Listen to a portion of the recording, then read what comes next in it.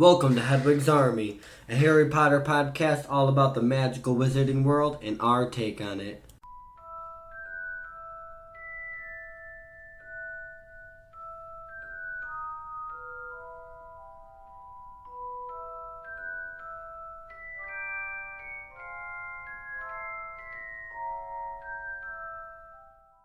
Hello everyone and welcome to another episode of Hedwigs Army. I'm Josh. And I'm Trevor.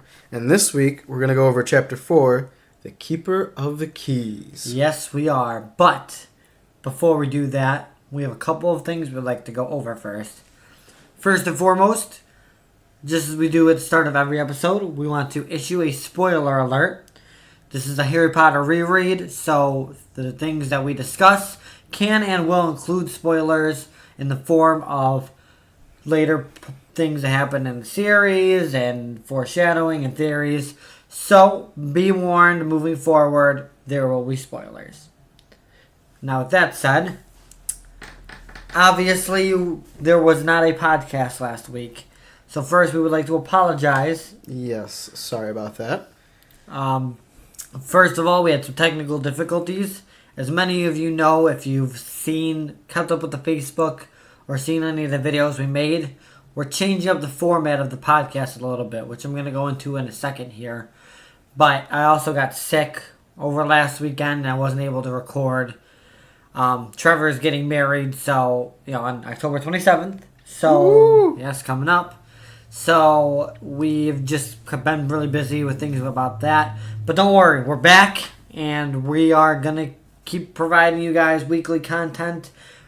Pretty sure we got the bugs figured out, and so we're back for good, and we're gonna keep killing it like we do every week. But talking about the updates with the podcast, you're gonna see it's gonna be shorter than normal, and it's also going to have a little bit of differences than the previous ones. Like different content. Yeah. Certain content is getting moved.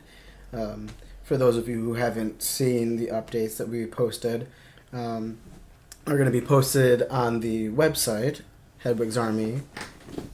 Yeah. HedwigsArmy.com. Yes, I forgot. just.com.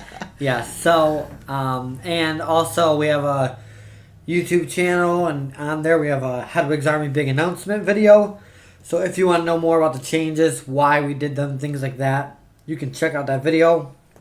And if you have any questions, as always, hit us up on Facebook at the Hedwigs Army Facebook page or Hedwigs Army podcast at yahoo.com. And also, you can go on the website and there is a contact section. If you don't want to go to your email and you'd rather go there, you can go to the hedwigsarmy.com and go to the contact section and ask our questions there. But for now, we're just going to kind of get into the chapter here. There's no magical memory. There's no hot seat. Those have been moved to the website. And also, the summary is going to be a little bit of a different format. But don't worry, we're still providing A-class content for you guys. Darn right we are. So, with all that said, let's just get on into it. So, Trevor, if you want to go ahead and start here. All right. Chapter 4, The Keeper of the Keys. Chapter starts off with Hagrid making his entrance by breaking down the door. The first scene we get, boom. And Dudley's like, oh, where's that cannon? Yeah, where's the cannon, guys? All right. We're on a remote island, but here's a cannon. And then Hagrid comes in with so much force that he breaks down the door. Yeah, and that's going to take a lot of force to literally break it off its hinges. Yeah, and just, not shatter right. it. It doesn't break the door. He just breaks it off. He just breaks the hinges, so... That's either a really strong, impactful. What am I trying to say? It's a really strong door. Oh, that yeah, it took a hit like that. There's gotta be some solid oak or something. Yeah, but on some ragged old house on an island. I gotta give props to friggin' Hagrid, man. I mean, right. You didn't skip leg day. Yeah, and you think he would want to maybe not scare the crap out of the guys, the people he's going to see. But I would say breaking down a door is probably going to be the number one thing to scare people. Yeah, considering I think we left off in Chapter 3 with there being a thunderstorm. Oh, yeah. But But you can't say Hagrid doesn't know how to make an entrance. Right? Literally made his own entrance. I mean, and then he comes in and he sits on the couch next to Dudley, and Dudley's just terrified. So he's like, yeah, no, I'm not going to sit here. I'm going to run away. Right. Like a little piggy. Oh, wait till we get to that part. Oh, I know. I can't wait. And then Vernon comes at, Hagrid with a gun. And not just any gun, a rifle. A rifle. And, which, if you remember from Chapter 3, he stopped and bought a long package that was unknown. Well, here you go. It's a rifle. So, and here's my thought is, again, me and Trevor have a little bit of differing opinions on this, or we did. I don't know if we resolved that, but he's from the stance is, what's a rifle going to do to a wizard? You're going to chase a wizard, so you're going to pick up a rifle. And my stance is, well, wizards can still die from a gunshot, so I guess it's not horribly bad decision making. Well, and we had talked about in the last couple of weeks about how maybe that's how Muggles won. Right. They won that war. If there was a wizarding war, again, guys, this is a theory.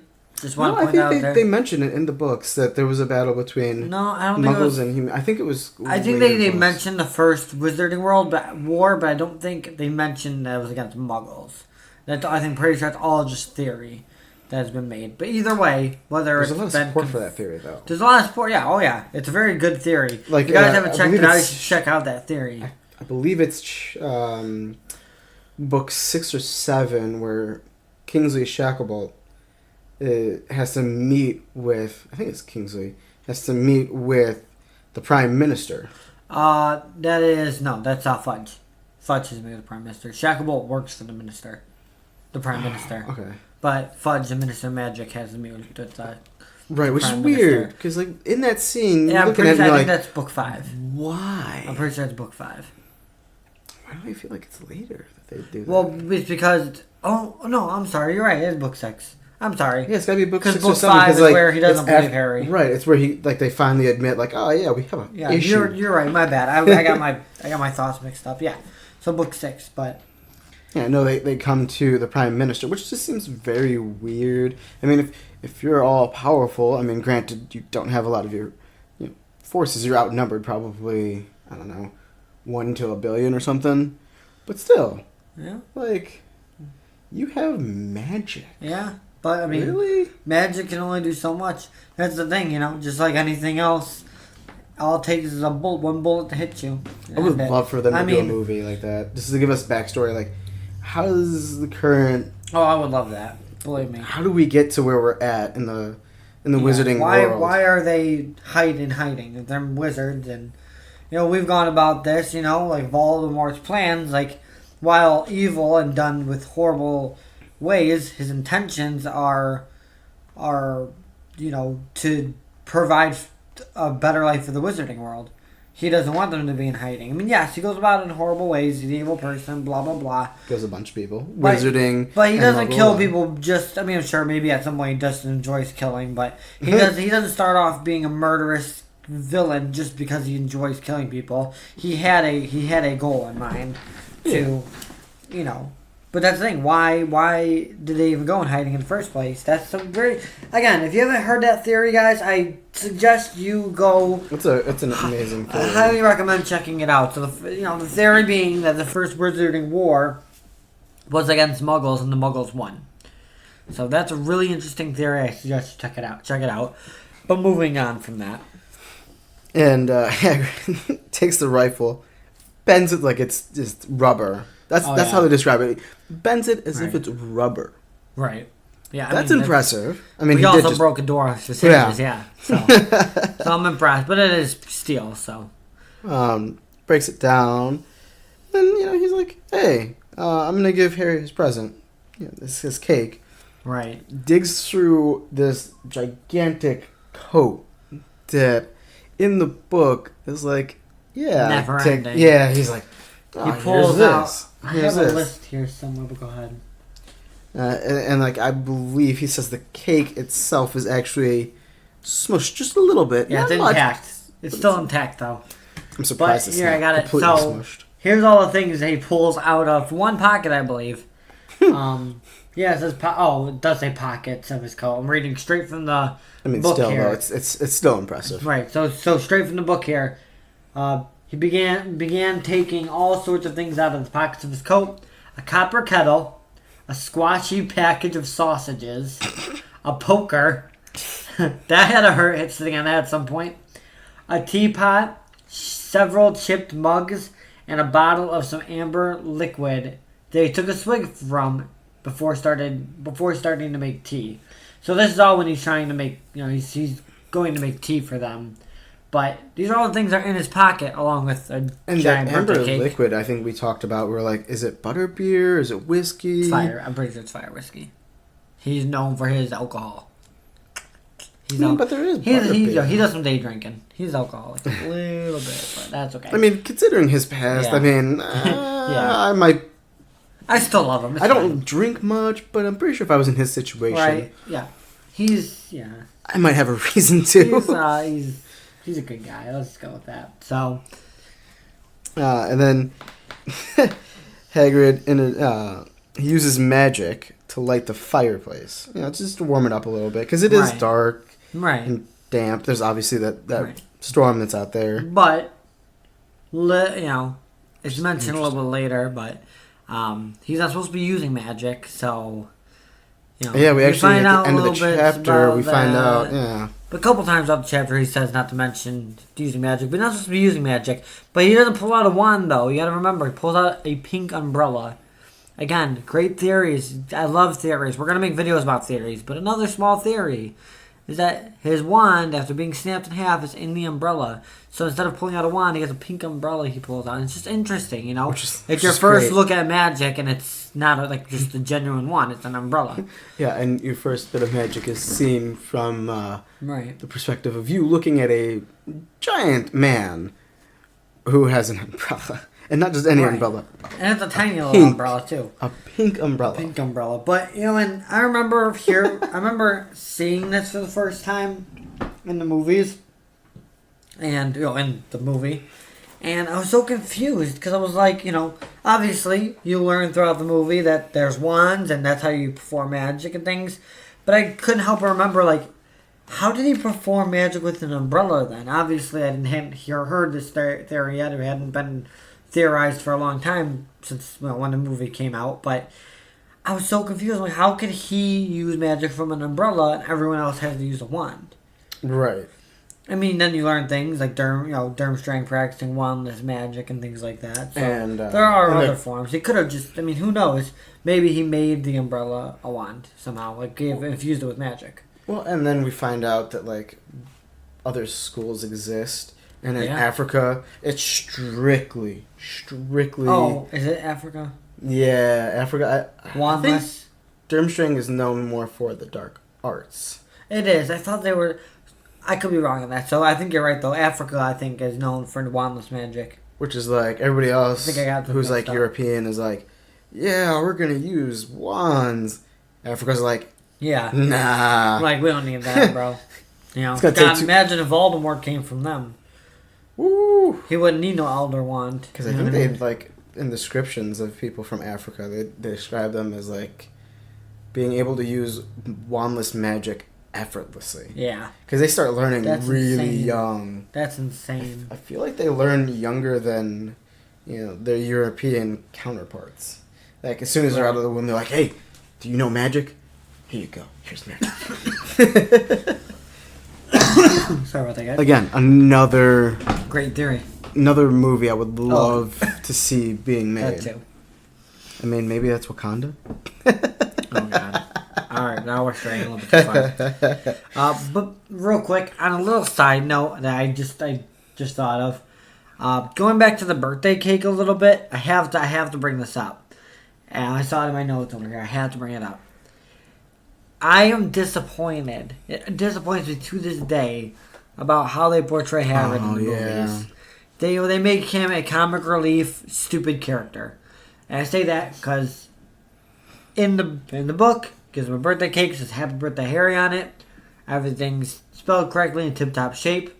Then you watch the movie, and it's literally a like what you would expect from a homemade birthday cake when you let your toddler help with it.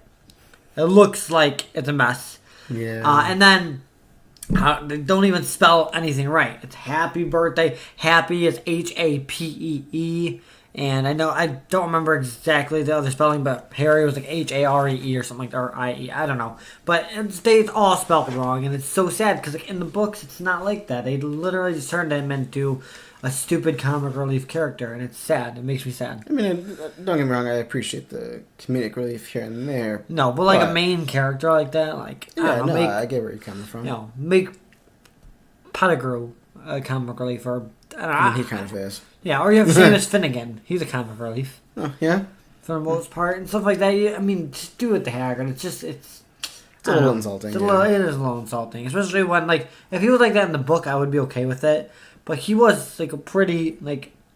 I mean, his skill set. I mean, you literally have to take care of the entire... Basically the yard. And it's a big yard. Right, well, all the grounds and the animals. And the Forbidden Forest. And setting up the entrance hall for holidays. Like, it's a big job. You know, not somebody that's stupid and comic relief wouldn't be able to do it well. And he does it well. So that's my little tangent. I have to say it because it's probably, I think of all the book to movie comparisons, it's probably one of the most frustrating. Frustrating, just disappointing things. So we can continue now. Talking about Hogwarts, Hagrid tells Harry about Hogwarts and magic, and Harry's like, "What? What's this stuff?" Yeah. And he says something along the lines of, you don't know anything about our world. You don't know anything about anything. Right, yeah, no. And Harry's like, I know some stuff. I know, like, math and stuff. But, no, itty-bitty side tangent. Where do wizards learn math? I've never seen a math. Well, there's the arithmetic or something like that. Okay, but that's like magic math. Okay, then where do they learn spelling and social arts? Okay, they don't tell us that. I'm just reading. It doesn't even teach you how to read there. They expect your parents to teach you that. I'm just saying. Oh, God. And Hagrid is like, he's so infuriated. And honestly, if I was in Hagrid's position, I'd be a little mad at them too. Right. For keeping the magic and the truth about how his parents died and everything. Everything from him. Yeah. He's like, how do you not know anything? Right. And after Hagrid tells him this, he gives him his acceptance letter. Beautifully written letter, by the way. Love how it appears in the book. Oh, yeah. It's... like... You got it right there? Oh. God, that's beautiful, right? Well, yeah, it's nice, yeah. I mean, isn't it signed by... Yeah, it's signed by McGonagall. Yeah. My gosh. Wow, I can't talk today. McGonagall. And ironically enough, one of my notes says, when the last line of it, the letter says, "We await your owl by no later than July 31st." Right? And I was like, okay, well, what if they're Muggle-born and they don't have an owl? Right, well, typically Muggle-borns get visited by Albus Dumbledore. He goes there personally to explain to them. Okay. If you're Muggle-born, then you get visited. Albus Dumbledore goes there to explain, like, hey, your son or daughter's magic, and we need them to come attend this magic school. And me personally, I'll be like, we don't want to buy whatever you're selling. You slam the door. Speaking of it obviously works. But, which is another funny thing, we wait your owl by no later than July 31st. And this is July 31st on the dot when Hagrid visits them. Oh, yeah, wow. So, like, they don't play. If you don't get your owl, then you get Hagrid at your door. That's what I'm getting from this. Mm-hmm. Like, literally, midnight, like, oh, here send his owl. Get Hagrid over there. But maybe they just made an exception for No, it was an exception. I'm just messing around, but it's funny. I mean, it would be interesting. That'd be kind of terrifying, though. Like, hey, we didn't get your owl. Right. Where's your owl? Can you imagine Hagrid visiting Muggleborns to tell them their magic? Having a giant... Oh, God, that'd be terrifying. A half-giant show up at your door like, yep, I'm here to take your... Because that's how Hagrid goes. I'm here to take your child off to Hogwarts. Well, he's going to be taught by Albus Dumbledore. Good point that you bring Dumbledore up. Because, Hagrid and Harry, Harry's jumping on this bandwagon. And confronting the Dursleys about, how do you not tell me that I'm a wizard? And you don't tell me how my parents actually died. You lie to me. Yeah, there's a pretty lengthy exchange. I believe it's about a page and a half, where Hagrid and Harry are just like, hey, why don't you know this? Yeah, why don't you know that? Basically attacking the Dursleys. And Hagrid's like, come on, you don't know anything? Right. You don't know anything about your parents? You think your parents actually died from a car crash? What? Right. No, that's not what happened. Insulting. He's insulted by it. Oh, yeah. Disgusted. Yeah. And during the exchange, Hagrid tells Harry about Voldemort. Really interesting exchange between them. Because Hagrid, just for whatever reason, can't spell. But at first, he doesn't want to say his name, right? He's like, right. You know who. And Harry's like, I don't know who. Didn't we just discuss this? I don't know. Yeah, I don't know who. He's like, you know what's who? His name? I don't know who. Right. Yeah. No. He's like, can you explain this to me? And Hagrid, he's like, can you write it? And Hagrid's like, no. I can't spell it. So he says it one time. He's like, Voldemort. He's like, don't make me say that again. Right. And God. From then on, everybody just basically reference Voldemort as he who must not be named. Or you know who. Yeah. Or you know who. Or Tom Riddle. And tells him, that's how you got your scar. Is right. Voldemort walked up to your house, killed your dad, killed your mom, and then he turned on you and was like, hey, I'm going to kill you. Right. Which, like you were saying earlier about the... must have just liked killing at that point. Hagrid even says that. He's like, I don't know if, he just specifically came for you or he just like killing at that point. Yeah. He's like, right. I don't know. Well, no, I definitely do think he liked killing. I'm just saying I don't think that was his only goal. Is to just, okay, well, I want to be a murderer when I grow up. I want to be a serial killer. I mean, when we get to see the younger Tom Riddle, right. I don't know. Right. I know. My point is he has a mission. He has a goal. I mean, nothing against the actor who played Voldemort as a kid. Ralph Fiennes? You did a great job portraying him. Yeah. No, you did exactly what you're supposed to do, bro. Like the young version of him. Super terrifying. Oh, yeah. Creepy. Creepy little kid, man. Pale skin, like... That kid could be in a horror movie and... oh, God. Talking to Dumbledore like, oh, yeah. There's nothing scarier than creepy kids, okay? Like, flat face, like, no emotion kind of face. He's like, right. Yeah, so I didn't do this. I can make people do things that I want. Like, I can make them hurt by looking at them. Like, what? Okay, all right. You know what? Actually, I'm lying. I'm just a homeless guy that's pretending. I'm out. Right out of there. Right there. Dumbledore should be like, oh, yeah, you know what? We don't want this one. You know what? Every once a century, you just get one that's just, like, you're like, there's no training this one. Unless you want to end up like Grindelwald. Oh, wait. Yeah, oops. Because, I mean, Dumbledore's got to realize at this point, later in the story, like, hey, I basically taught the person that killed people that I like. I had to actually build an army to defeat this guy.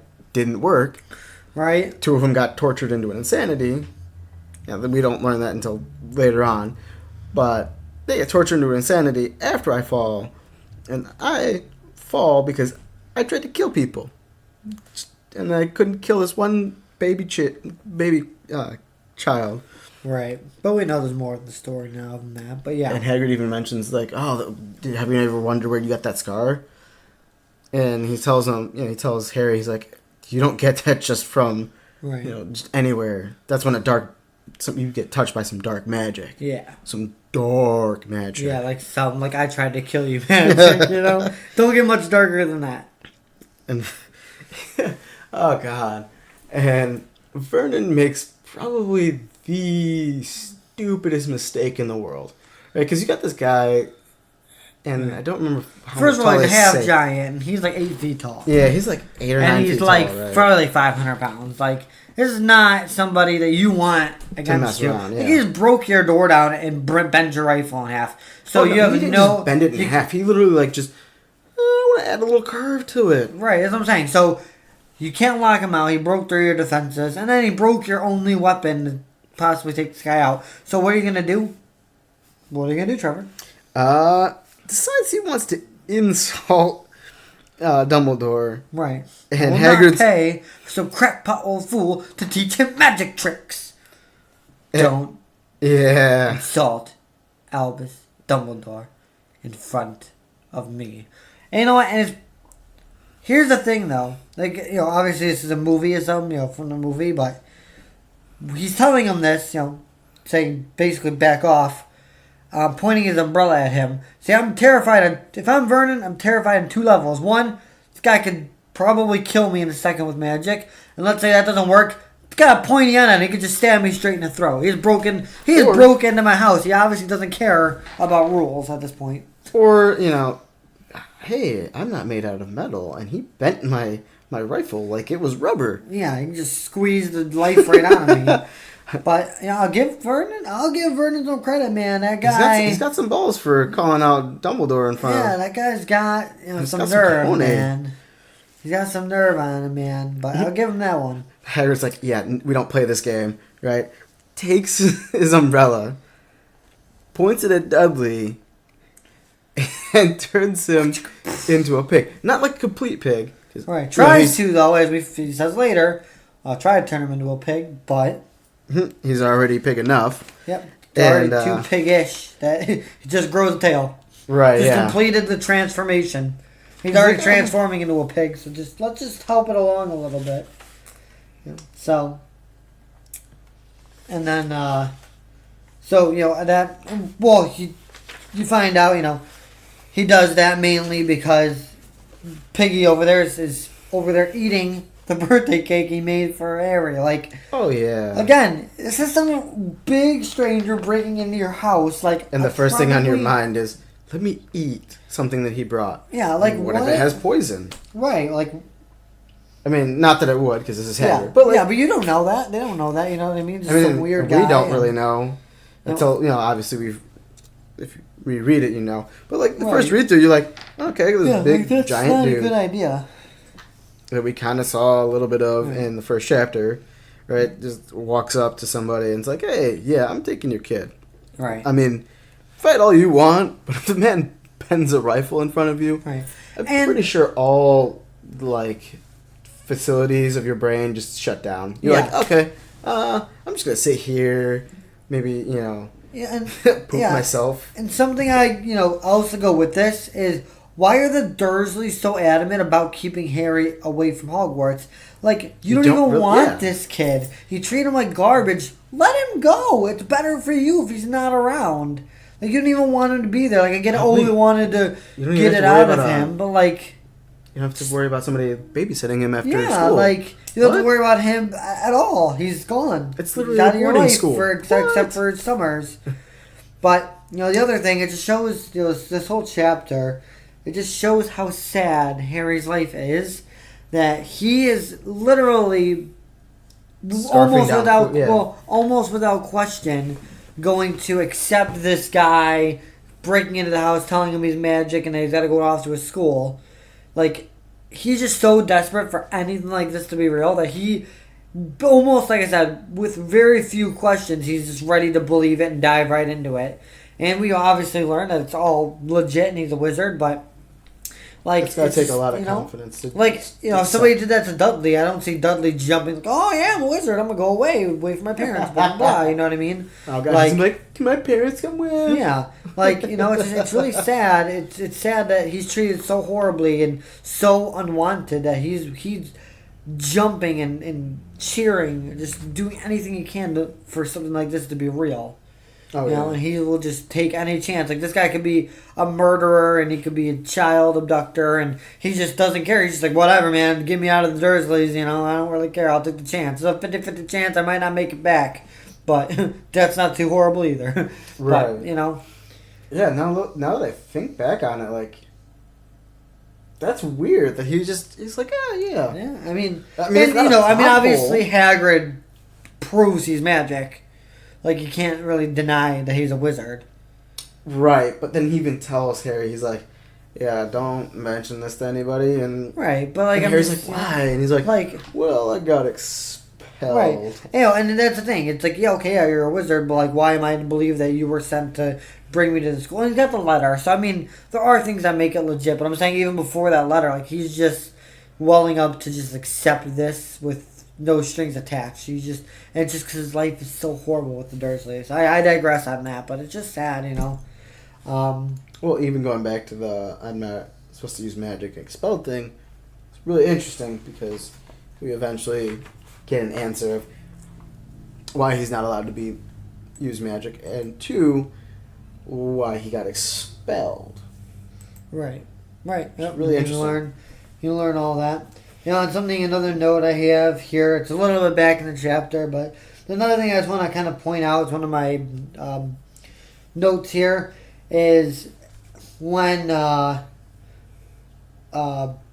after Hagrid tells Harry that his parents died in a car crash and that they're famous and everything, Vernon makes a statement here, and it just really sums up how they feel how they feel about, you know, how they are as people, like how they feel about wizards, or like, I mean, his wife's in-laws. Yeah, basically. and it's like it's not even Petunia saying this. It's Vernon, so it's like he has no right to say. Anyways, it's as for all this about your parents, well, they were weirdos, no denying it, and the world's better off without them, in my opinion. And that sentence, the world's better off without them, in my opinion. Well, every time I read that, He even goes further after that. He's like, as for all they got getting mixed up with these wizarding types, just what I expected. Always know that it come to a sticky end. Right, and none of that's good, but just the way he says, and the world's better off without them, in my opinion. Like, first of all, you lie to an 11-year-old, you know, for his whole life about how his parents died. I mean, I can kind of understand to some point, you know, keeping it away, but like, you're getting to a point that you kind of have to tell a kid okay, that's fine, yeah, okay, well, we told him that because it's their intention. If they told him that because they wanted it to be easier for him than telling him he's a wizard and his parents died from a person, you know, evil wizard, that's one thing. But they told him that with all intentions of lying to him his entire life. They told him it as a lifelong lie. Which is hilarious because... Not to protect Harry. Later on, I believe during the 6th or 7th book, Harry goes out of his way to basically tell the Dursleys, you need to leave. Yeah. You need to leave your house. You need to leave your life because that guy that came after me is back. Yeah. And he's going to kill all of you to get to me. He gave them a courtesy they didn't even afford him when he was 11. Oh, yeah. You know, he could have just said, you know what, and let him find Voldemort on their own. But he protected them the way that they would have never protected why he did that, because, like, I mean, that's a really crappy way to end. And, you know, and Harry's a better person than they are. But just to put it out there, so the world's better off without them, in my opinion. That's a crappy line to say in general. But you are telling this to an 11-year-old who just found out you're lying to him about how his parents died, and who has no parents. It's not like you're his parents. You don't even treat him like a son. You're saying this to basically an orphan that has a place, like, I mean, he's not an orphan, he has a place to live, but nobody that loves him the way he should be loved. Nephew. And your nephew, but nobody that loves him the way he should be loved. You're going to say, you know what? You know, the world's better off without them. Like, you're saying the world's better off without people that would love Harry for being Harry, yet the world's perfectly fine with you guys that can't even be decent enough to treat him like a human being. Every time I read that, it just makes my blood boil, because don't say that to an 11-year-old. The world's better off without them. Really? You guys are horrible to Harry, and you're going to try to convince him the world's better off without his parents?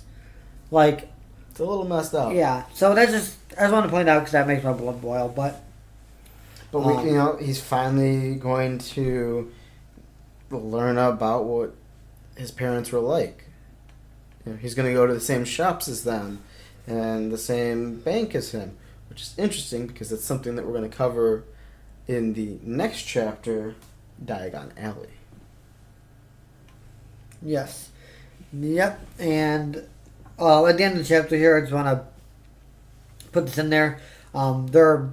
they're like, well, we'll go in the morning. We'll go out to get your school things in the morning because it's getting late. Or it is late. It's past midnight. This is when also right before this, Hagrid mentions he's expelled, which we'll find out later. But he takes off his coat, gives it to Harry, which is a gesture I'm sure Harry's never had happen to him in his entire life. Not the shirt off your back, but the jacket off your back. Yeah. And he goes, you can kip under that, which I don't really know what kip is, but I'm assuming sleeve. Yeah. Don't mind it if it wriggles a bit. I think I still got a couple of dormice in one of the pockets. Like, just to add to his pockets. Now he's got some mice in there as well. But I just wanted to show, like you're already seeing the Hagrid's already treating Harry better than the Dursleys ever had. And he's known him for all of 10 minutes. Birthday cake. His only ever birthday cake he's ever gotten. He cooks food for him. He cooks sausages for him. Grows that tail on Dudley, so he gets back at Dudley for him, and then he gives him his jacket to sleep under, so he's not freezing. Like, this guy's already done more for him in 10 minutes than the Dursleys have done in his entire 11 years. So again, that's something that's important, just to show you to set up the character arc for Hagrid. Literally, he'll give you the shirt off, his jacket off his back. But then, obviously, you'll learn more in the next chapter and the next episode of Hedwig's Army. But Hagrid's a cool guy. So that's chapter 4, guys.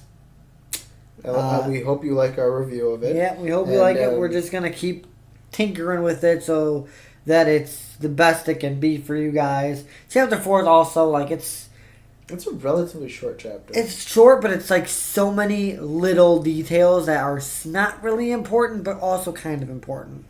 Like, you learn a lot of little things, like you learn about Dumbledore a little bit, you learn about Voldemort's name a little bit, you learn a little bit about magic, you learn a little bit about, like, you have to go get your school supplies, things like that. But you don't really learn anything significant. You just hear bits and pieces of everything. So it's not, like, the best chapter, but it's a good setup for what's to come. Oh, yeah, it's got some good foreshadowing. Right.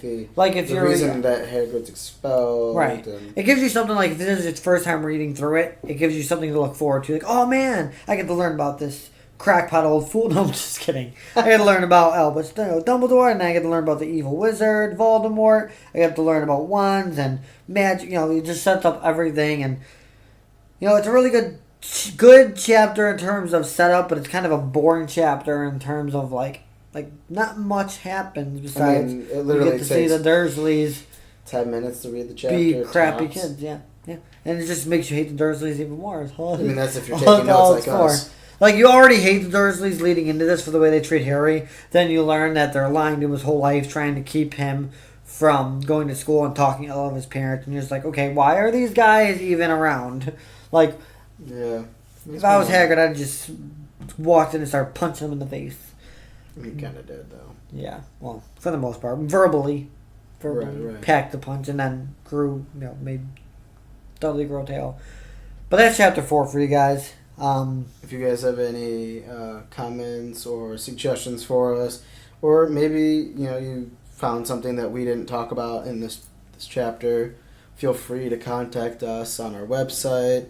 Again, that's hedwigsarmy.com, or on our Facebook page, our Twitter. For Twitter, it's Hedwigs Army _ Nope, Hedwigs _Army. There we go. Yep, or you can just straight up email us, hedwigsarmypodcast@yahoo.com. But while you're out and about doing all your Hedwigs Army things, there's a couple things we would like from you guys to help us out.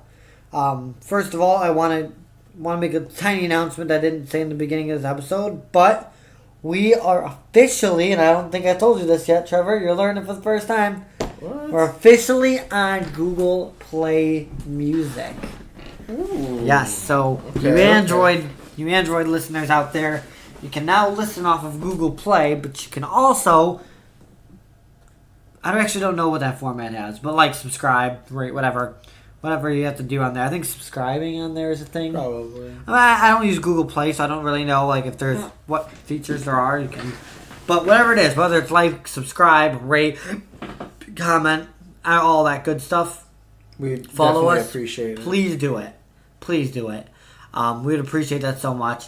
We're also, as usual, on iTunes, Podbean, Castbox, Stitcher, and YouTube. You can find our podcast on all of those.